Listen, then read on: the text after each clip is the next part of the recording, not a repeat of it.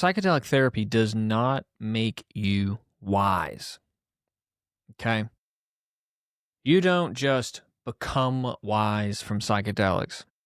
Wisdom is something that you dedicate yourself to in little moments throughout your day, in interactions with people, in interactions with new information, knowledge.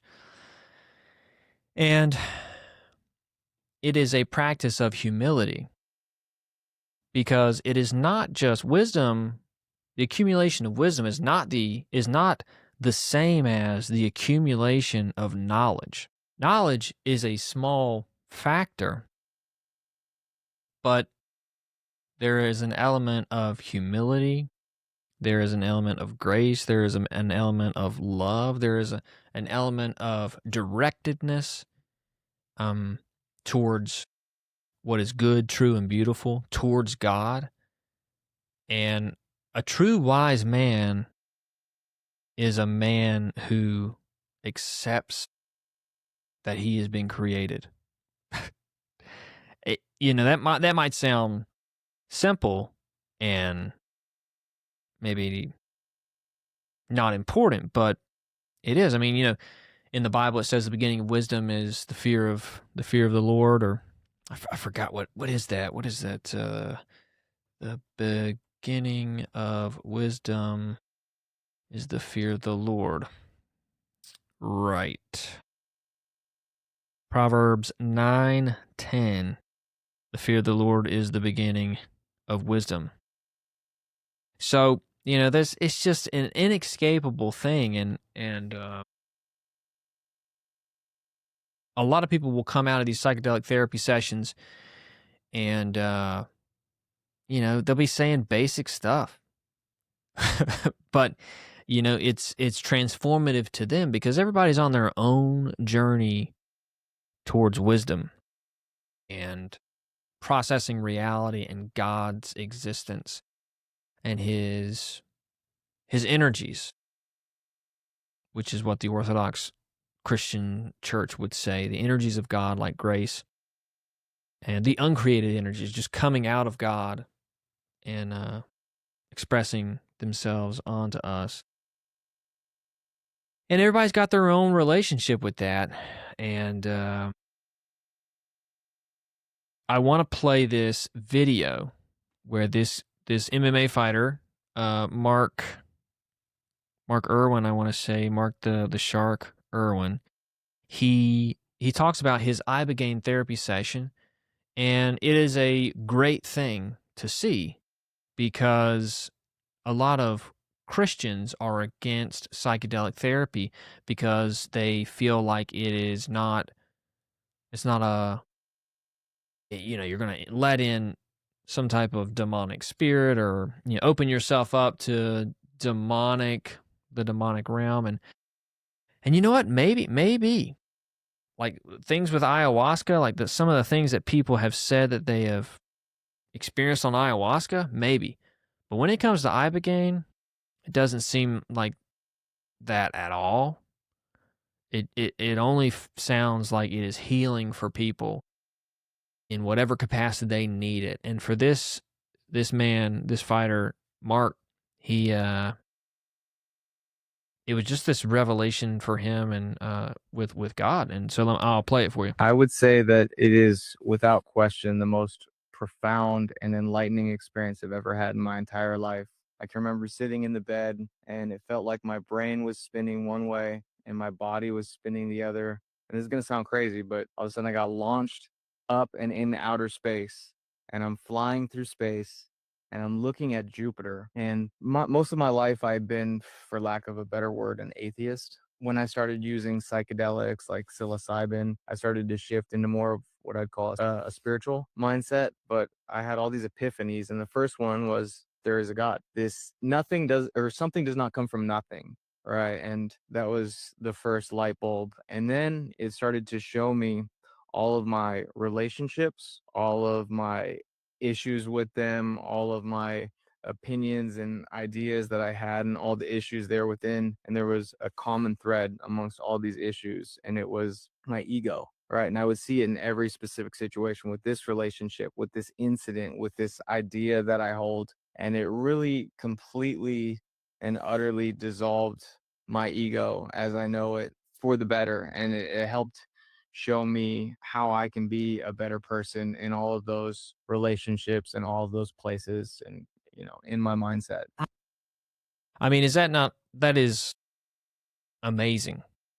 That is what he needed. That's awesome. Like, if you were to think of like a great scenario for someone, if you're a Christian, you want others to see the beauty in Christ, see the life that can be opened to you through Christ.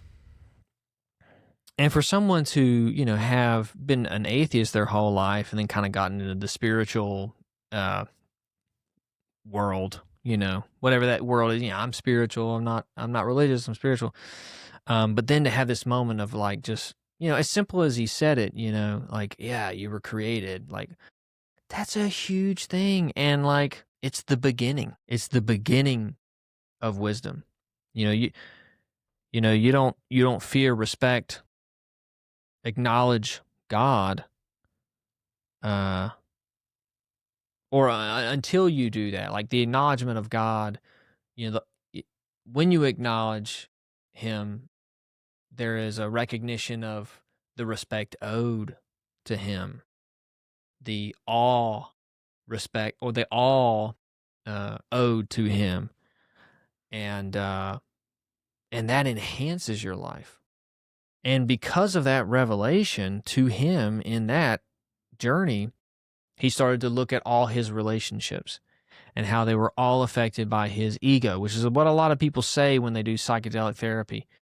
But that ego is pride, It is the pride of, I know what's best, my will, my will, my will. When you are in utter submission to the creator of everything, really. And you think maybe that's not a healthy way to live, but like it's a very freeing, it's a very a stress relieving way to exist, where it's like, yeah, I was created, it's not up to me. I was given this life as a gift. I have to honor that. And through that honoring, my life is improved. My relationships are improved. My relationship with God's improved. My relationship with myself is improved. And not for material gain, but for uh, deep, deep fulfillment. And fulfillment only comes through relationships. Relationships with God, relationship with yourself, relationship with your friends, a stranger, your neighbor, your family. And look, I'm not saying I have a perfect expression of this in my life. I'm just saying this is the truth. You can't get past the value and the purpose and fulfillment that you get from relationships, you know. And not just relationships for relationships' sake, but deep, deep relationships where you are bearing your soul to someone who really loves you and cares about you and wants the best for you. And, sadly, a lot of people don't get that with their parents. So they spend their whole life looking for that. And it's a hard thing to find in someone who's not your blood, And so that's why people seek a relationship, like, a marriage, stuff like that, because that hole hasn't been filled in the proper way. And so you seek it out and you create like dependencies and relationships and like insecurities that manifest themselves in romantic relationships. And that can be can lead to a lot of,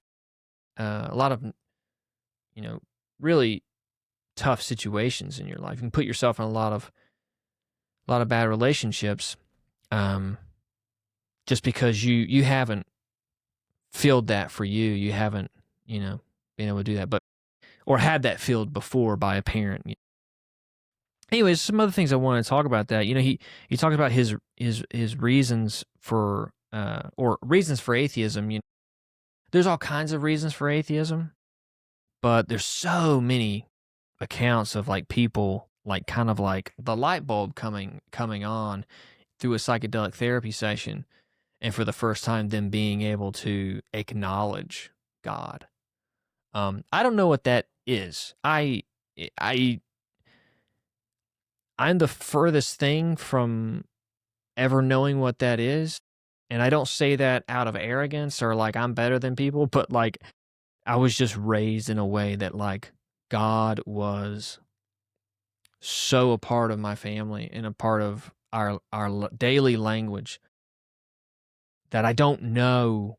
Well, Christ, I know Christ, and and I had parents trying to live it out, like verbally making it known. I'm trying to live it out, and actively doing things to live it out. That I don't know what that feeling is, but it's the most important thing to me. So I could only imagine someone who's in their 20s, 30s, 40s, 50s and does something like this, how impactful that moment is for them. Because they've lived their whole life somehow not being able to commune and allow themselves to commune with God and accept God. Sounds extremely sad to me. But yeah, and then he mentioned relationships, and everything is relationships. I talk a lot about this when it comes to psychedelic therapy. As one of the big takeaways that I had was relationships are so important. And it was in my session where I had gotten to this point where, you have this ego death. And what I would like to say about ego death is I would reframe it as the loss of your identity, the loss of everything you know about yourself and of everything else. Like you can't remember. I could not remember who I was. And then but anyways, I went through that, and that was a beautiful surrender for me. I had to surrender to what was more than me, and that I'm okay with letting go of the control of knowing my name and knowing Courtney's face and knowing the word of God, like, and just all these things that are a part of my identity, and there aren't bad things, but it's just, that's how our brains form. And then in that moment, it all left me, and I had to surrender to that, because with a lot of people, that's where the journey can go really bad for people, but it's only because they can't allow that surrender to occur. But after that, when I came back and I started to like, oh, I remember, oh yeah, I'm me. Oh, my family. All those relationships were coming back into my mind, like boom, boom, boom. And I felt the impact of them. And I remember saying something to my therapist, like, oh, these relationships, all these concepts, these delineations of things, people, of truths, like they're so important. I just remember feeling that. And having this new relationship with relationships and with concepts. People talk about in psychedelic therapy where you kind of go out there, and there's this moment on a high dose, especially of psilocybin, where, well, psilocybin is what I'm talking about. On psilocybin, where you're kind of out there thinking abstractly and kind of like unable to like ground yourself. To an arrogant person, I think that is something that they seek. And I've heard people talk about that. Like, I love that state where my mind is all over the place. And I don't like that at all. But what I got from it was a humility that allowed me to start looking at like, oh, okay, well, when I started coming back, oh, blueness, oh, my relationship with Courtney. Oh, that's so important. Oh, my relationship with my dad. Oh, that's so important. Like when these things started to reconnect, I felt how valuable they were. And for me, that was what I needed. I needed to like like like my mind disconnect from the concrete in a way, and just for a moment, and then come back to like recalibrate and be like, oh, okay, oh, that's why it's important. Now that it's come back to me anew, it's like, oh, and I felt that feeling. And that's hard to explain. I'm trying to explain it, but it's a very difficult thing to explain. Um, one of the other things I wanted to say about this was I still have my conservative beliefs. I still have my Christian beliefs. In fact, I've gone deeper into my prayer life. Like that's the most valuable thing for me moving forward. Like I came out of that session knowing that as a fact. And I'm not perfect in it, but I knew that as a fact, that like it wasn't necessarily learning deeper theology. It wasn't necessarily reading more of the church fathers. It was my prayer life. It was humbly coming before God with prayer to center my life and repeat that and do it as my practice. I mean, I go to the gym, I work out, I have my physical fitness practices, I have my health practices, but my prayer practice was not where it should have been. That's where I'm moving forward in the most post session. But like one of the critiques that I find a lot online is Christians speaking out against psychedelic therapy, and I have a lot of thoughts on that. I think psychedelic therapy for them, a lot of them, was something psychedelic usage was something that they did when they were younger, and they were foolish and they were arrogant and prideful and rebellious.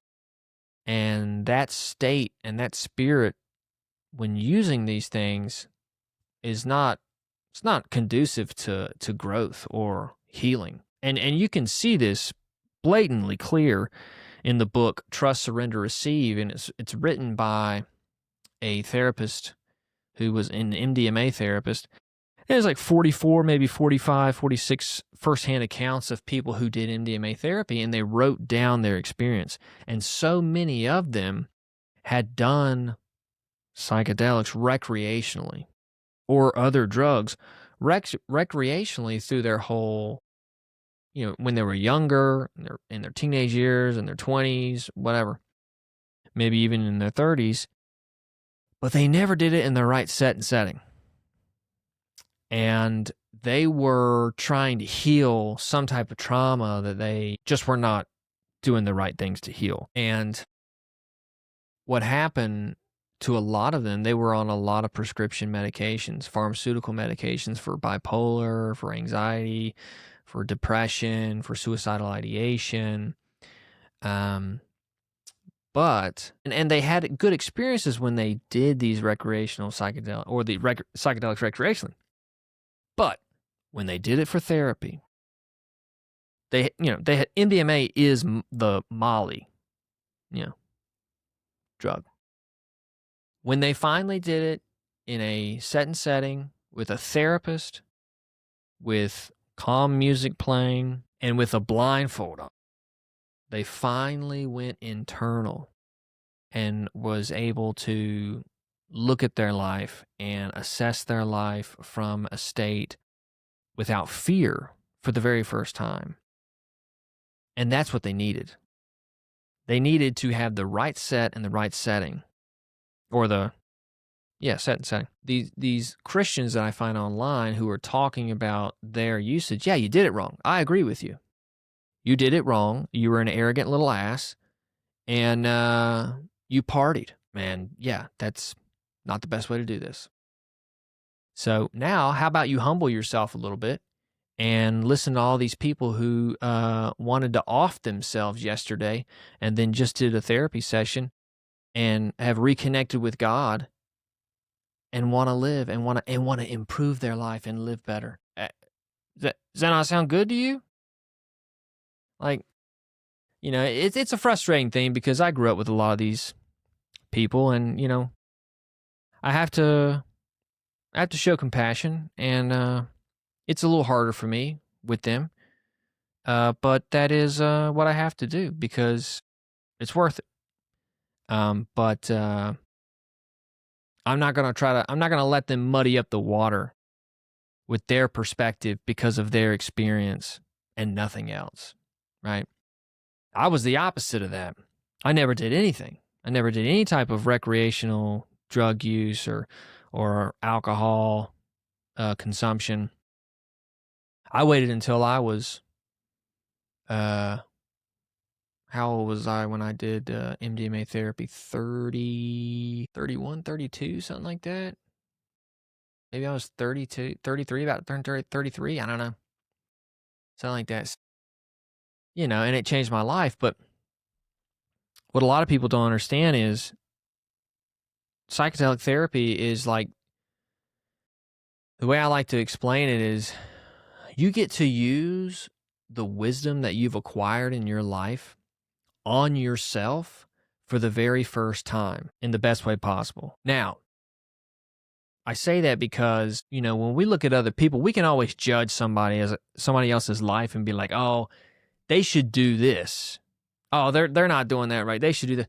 But it's very hard to give yourself a real self-assessment because we overlook things, we lie to ourselves, we're flawed. But with MDMA, it allows you to do that.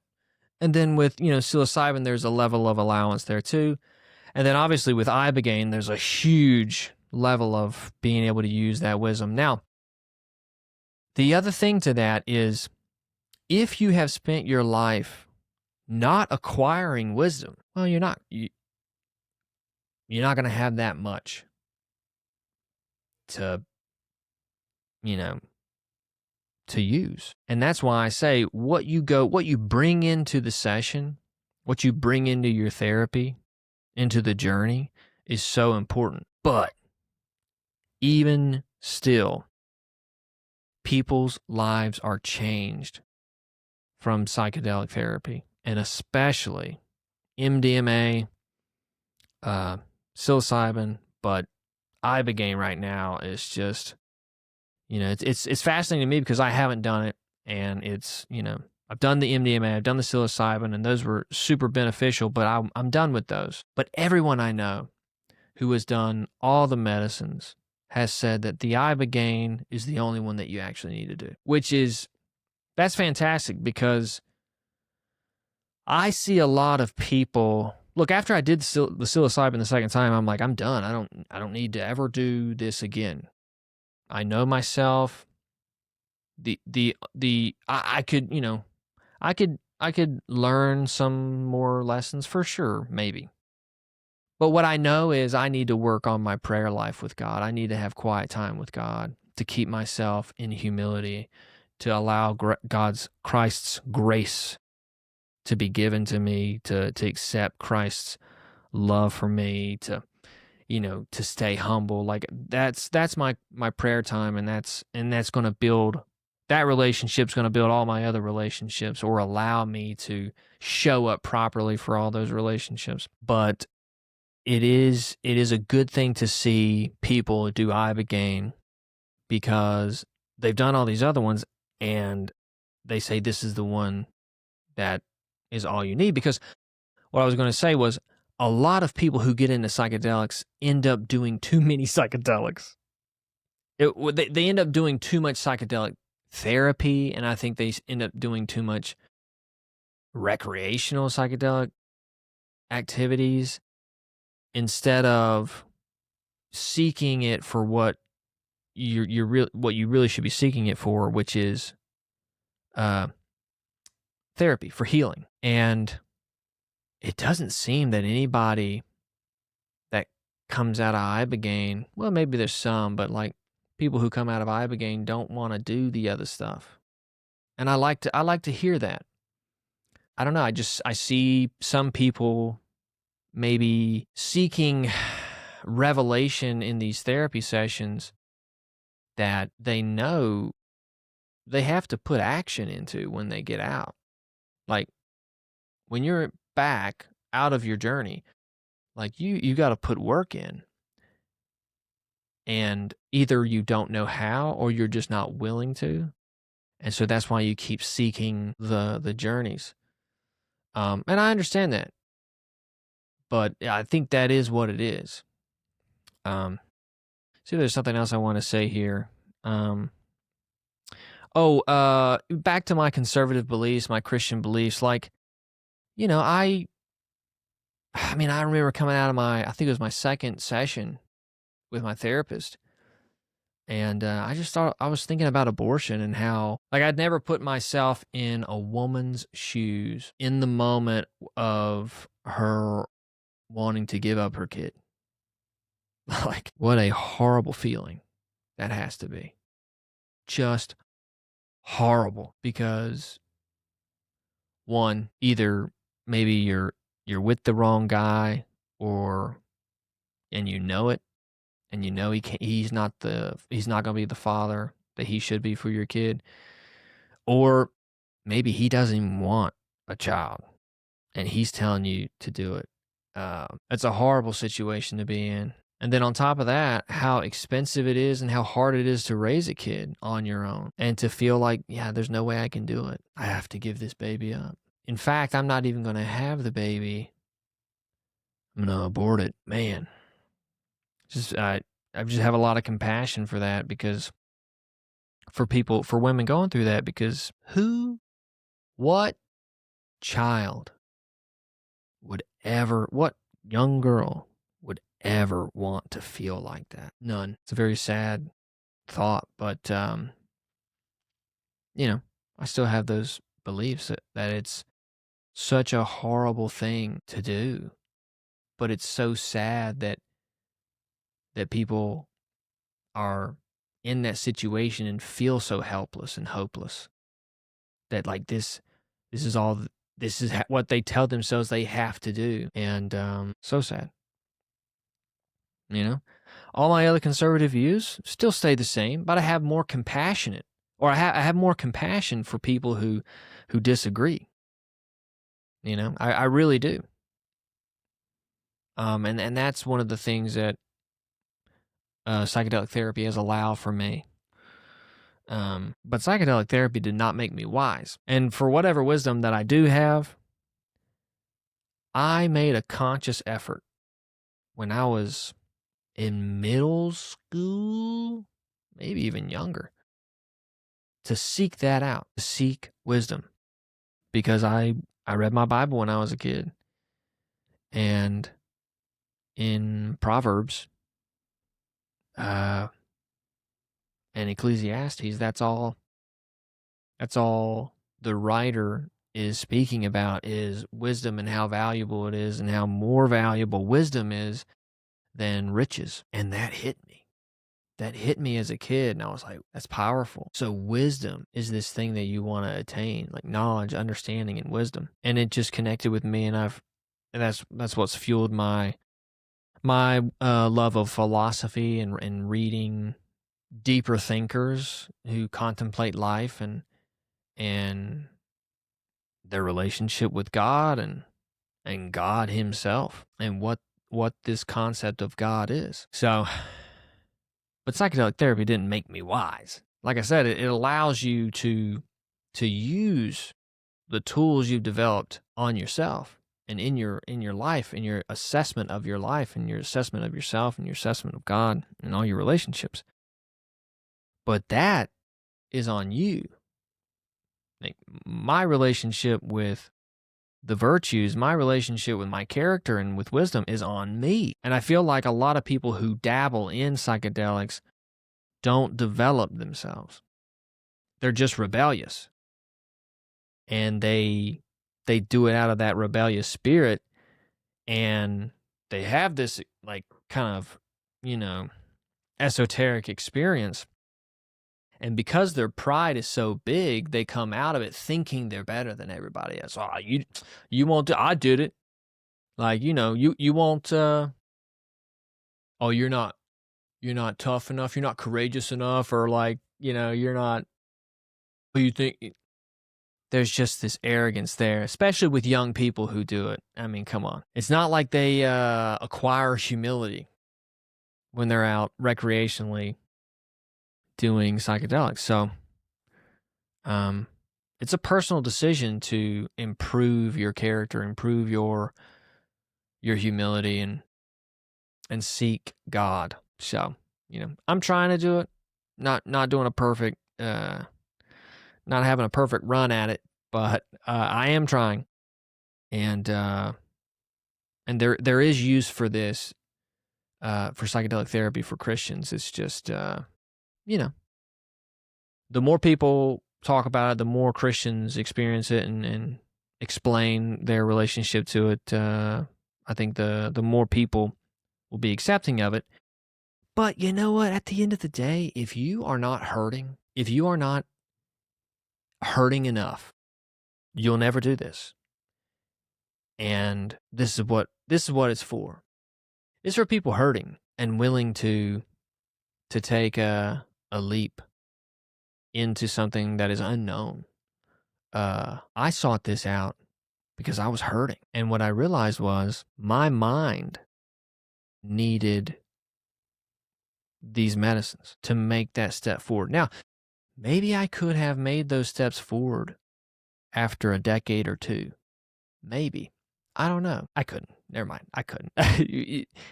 The breakthroughs with psychedelic medicines in a therapeutic setting, you just can't.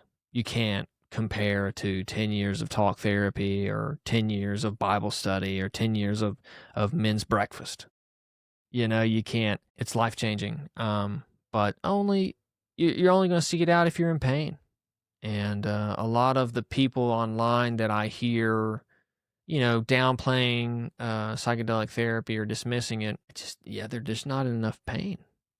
And look, if you ever think about offing yourself, if you've ever been addicted to something that is changing your life, that is altering your relationships with yourself and with other people and just decaying your life, if you haven't had relationships like that in your life or in your family and stuff like that, then, the pain's not there. So you're not going to seek this quote unquote radical solution. But there's a lot of people that do have the pain and do have the trauma and are suffering and want just a little bit of relief.